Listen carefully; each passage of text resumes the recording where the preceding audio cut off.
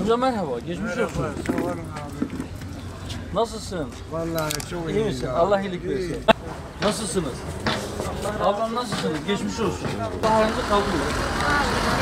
Gözleme mi yapıyorsunuz? Sağ ol. Nasılsın? İyi, sağ ol. Allah iyilik versin. Oturacak. Yok. Sen otur yerinde, sen otur. Valla otur amca. Yok. Böyle bir halini soralım dedim. Siz duyacak mısınız?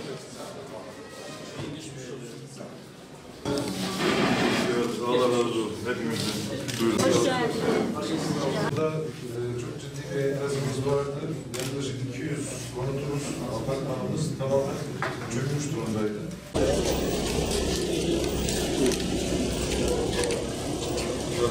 Depremin üzerinden 9 gün geçti. Yaralar büyük oranda sarılmaya başlandı ama afetin büyüklüğü özellikle Nur Dağı'nda çok bariz bir şekilde göze çarpıyor.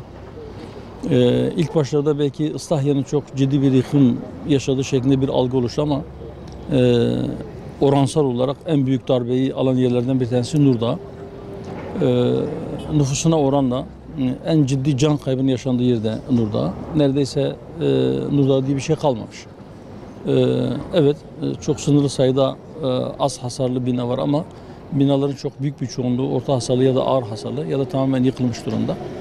Can kaybı da çok ciddi boyutta. 3000'e yaklaşan bir can kaybı var.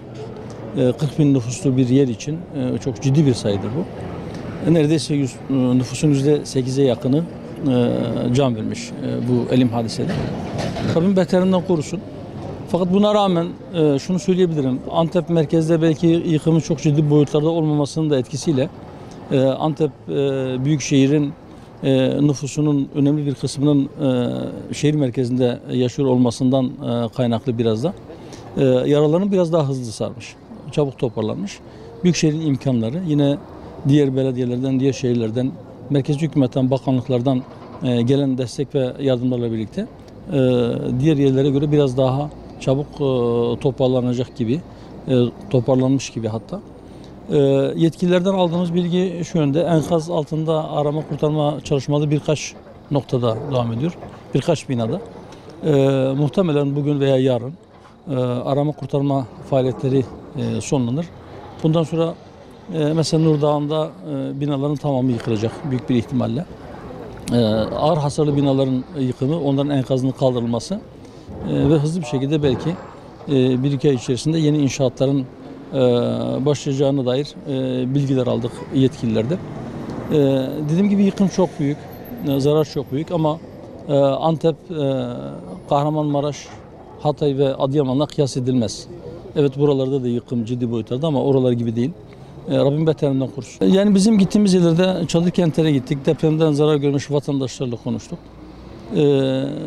Genel manada ihtiyaçların çok büyük bir kısmının karşılandığı vatandaşlar tarafından dile getiriliyor. Çadır sayısında bir yetersizlik var. Her tarafta çadırla ilgili sıkıntı var. Belki sıkıntının en az olduğu yerlerden bir tanesi yine Gaziantep. Fakat bazıları nüfusça çok kalabalık oldukları için küçük çadırların kendilerine yetmediğini söylediler. Ama onun haricinde ciddi bir şikayet yok. Bir de göze çarpan bir husus daha vardı. Diğer deprem bölgelerinde çok ciddi çöp birikmesi vardı. Antep'te bunu görmedik. Yani hem Nur Dağı'nda hem Islahiye'de. Evet, belki normal zamanlar gibi değil ama diğer taraflardaki gibi çok yoğun bir çöp birikmesi yok. Onu da belirtmem gerekiyor. Açıklamalarınızda koordinasyon konusunda dikkat çekilen açıklamada bulmuştunuz. Şu anda gıda tedariğinde bir sıkıntı yok ama ilerleyen günlerde çünkü bu deprem yarası biraz daha günler sürecek. Evet. Bu konuda yardımların organizasyonu, koordinasyonu konusunda yetkililere bir çağrınız var mı efendim?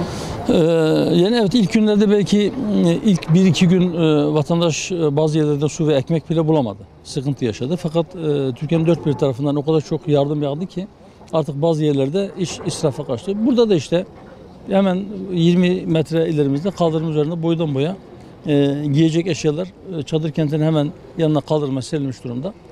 Bunların önemli bir kısmı da artık çöp olacak. Yani ihtiyaç fazlası yardımlar gelmiş. Bu diğer gıda maddeleriyle ilgili de böyle.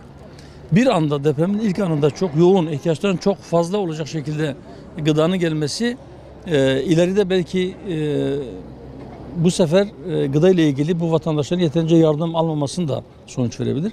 Vatandaşlara çağrılmış şudur.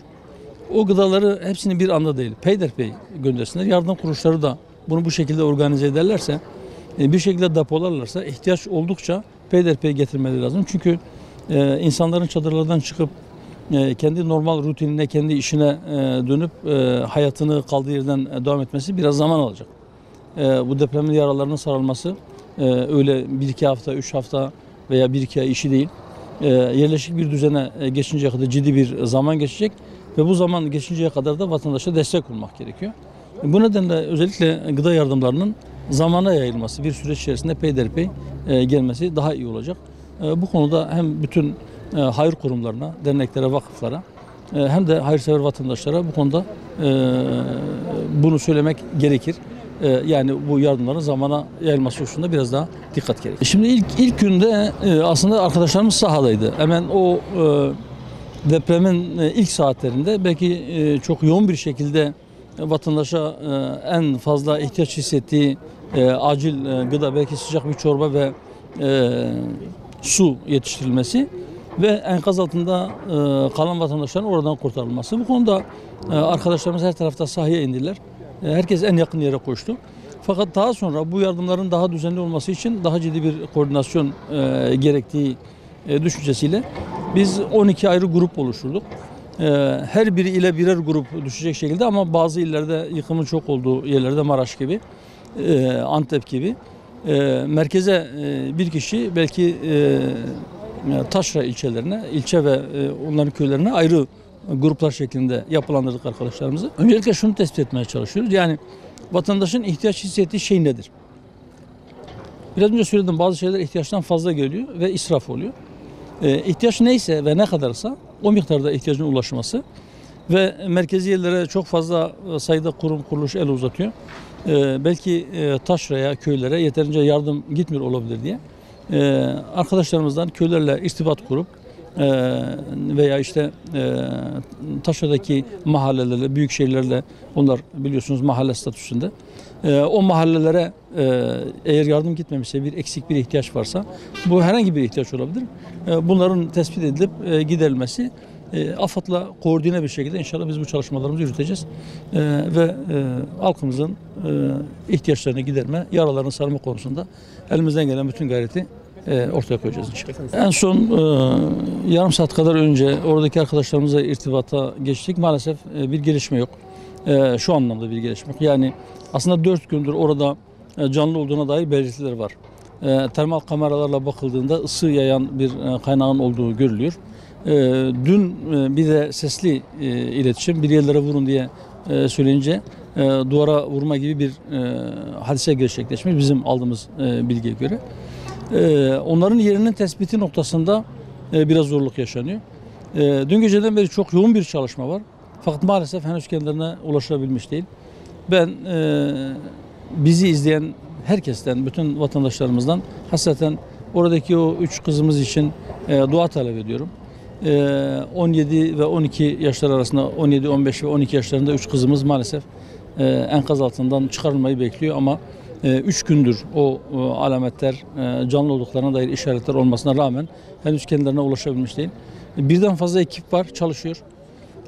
Hem ısı tespit edildi, hem ses alındı, hem de arama kurtarma köpekleri alana, enkaza salındığında onlar da olumlu tepki verdiler orada canlı olduğuna dair.